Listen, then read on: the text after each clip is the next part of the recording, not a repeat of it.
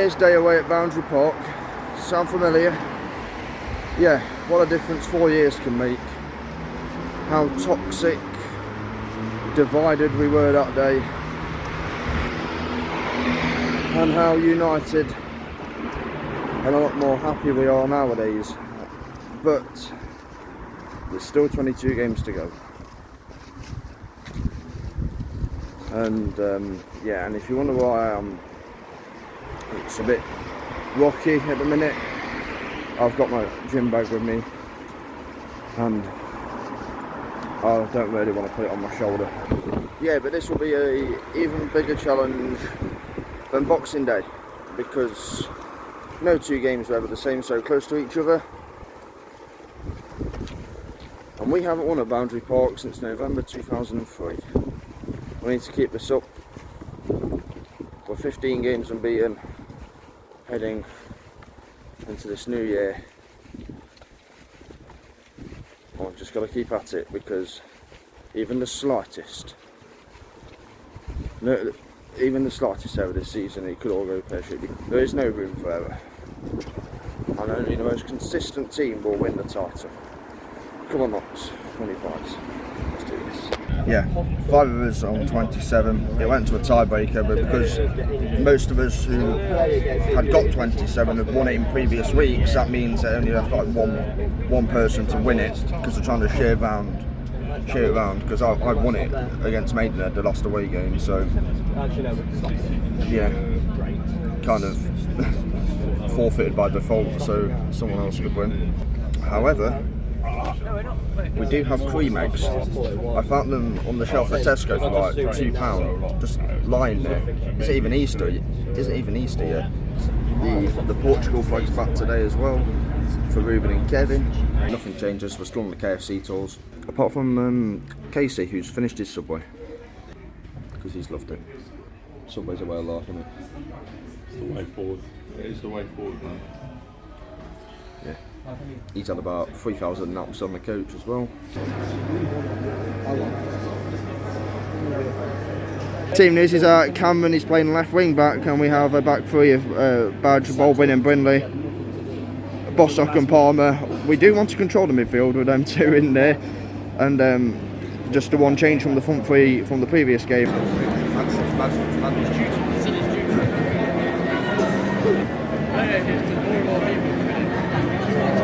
Form entering the last 5 games. Oldham have won 1, drew 1 and lost 3 of the last 5. There's not much change from Boxing Day, to be honest. These stats, they've scored 6 goals in their last 5 matches. Meanwhile, Knox have won 4 and drew 1 of their last 5, and we've scored 16 in our last 5 matches.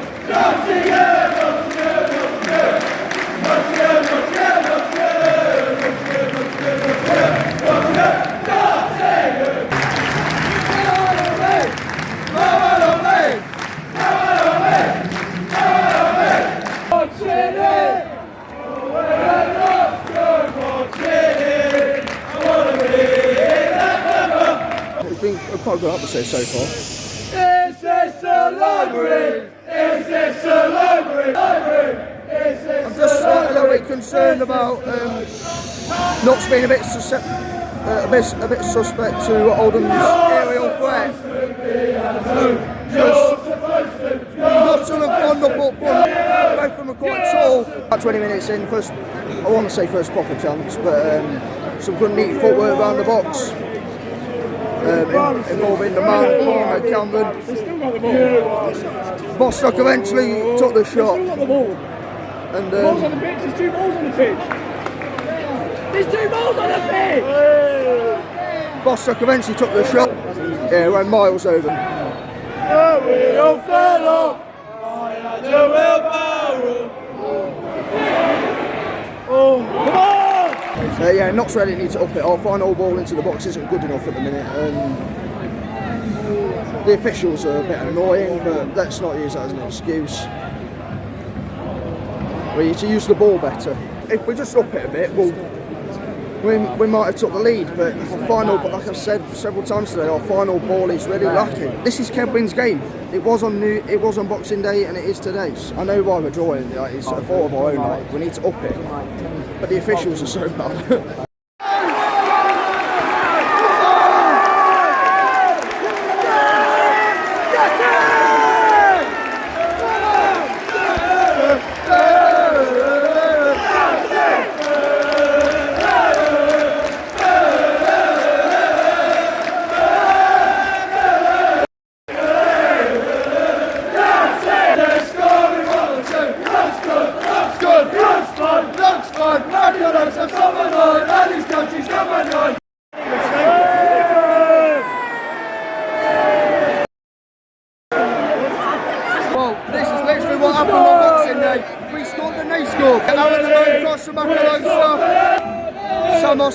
take the shot. He waited too long. Oldham countered. Slocum made an error.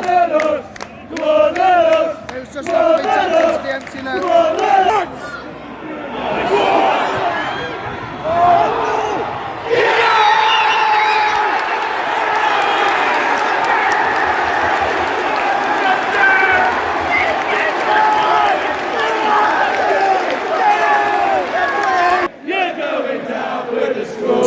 Gavin Scott, absolute mayhem. John.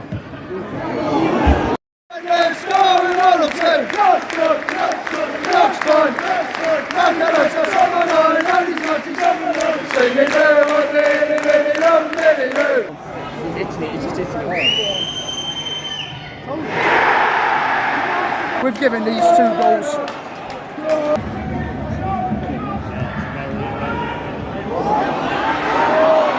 That was the chance, a brilliant 1-2 between Cameron and Castro, and Scott almost couldn't get there. Blue Flames powered on me! Blue Flames powered on me! Blue Flames powered on me! Kind of threw that away in the end. All our own doing was while we gave that game away. 2 goals that were completely our own fault. We were not at our best. There were too many players off their game. We did improve a bit in the second half when we started to get the low crosses into the box for Langstaff, and then eventually for Kevin Scott as well, because in the first half we were pulling it in the air all the time and it was just easy for Oldham's defenders to deal with. And then the second goal, the referee was poor all game and you are giving him a decision to make. Not at our best, but still controlled the possession, but too many bad decisions in the final third. Like when we could get a pass off to the wings, we didn't. Didn't think we played direct enough, as in running at their fullbacks enough. Well, back at last, and I'll tell you something. I'm exhausted from that second half. It was just every time either us or Oldham came forward, you didn't know it was going to end up in the back of the net, if it was going to be absolute carnage inside the penalty area. You didn't know what was going to happen.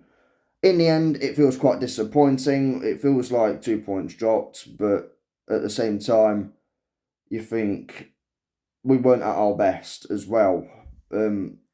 Oldham were a bit better than they were on Boxing Day as well. In the second half, when we brought Scott on, we started to challenge them a bit more in the penalty area. And it was better also for Macca, because we started to play the ball across the box how he likes, on the floor, and that's where the first goal came from. It was a ball across the box by Aaron, and Langstaff is there like all good strikers are. And it was that ball that was always causing Oldham trouble. It was that ball again for the second goal that caused them trouble. And later on, when Cameron almost put it on a plate for Kedwin to score the winner, but he just didn't get there, and it was so agonising. The thing is, we've not played great, but we still could have won the game. We still had chances, and that says something. We're disappointed with a point. That says something about the standards we've set ourselves this season. And the mistakes are a frustration. The first goal should never ever happen. How we've managed to concede from that, I don't know, because it's a mistake, not just in our attack, where we don't shoot at the right time, but also in the defensive part, where we don't clear it. I don't know why that ball is not in row Z, and why is it fallen to Nathan Sherrin? I have no idea. And then the second one, again, like I've said already, you're giving the referee a decision to make. I've listened to Luke Williams' interview, and I'm much more assured than I was after I got off the coach. Because I got off the coach and I was a bit exhausted from my second half, to be honest. And it's that anxiety as well creeping in, because there's only one automatic promotion spot, and us and Wrexham and Chesterfield are coming into it as well again. It's just relentless at the top of this league. There is very minimal room for error. Only we can decide our own fate. And if we keep up what we've been doing for the most part of this season, because that's now 16 league games unbeaten, we're better in every department than what we were doing last season and the season before that.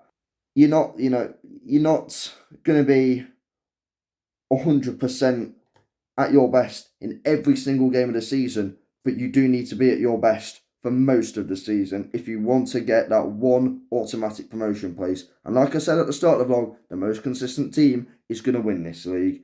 And I just hope it's us, because I want that promotion so bad. If you've enjoyed the vlog, give it a like, comment down below your thoughts on the game, stay subscribed if you're subscribe if you're new. Happy New Year. Be safe, be champions, and as always, Toulouche.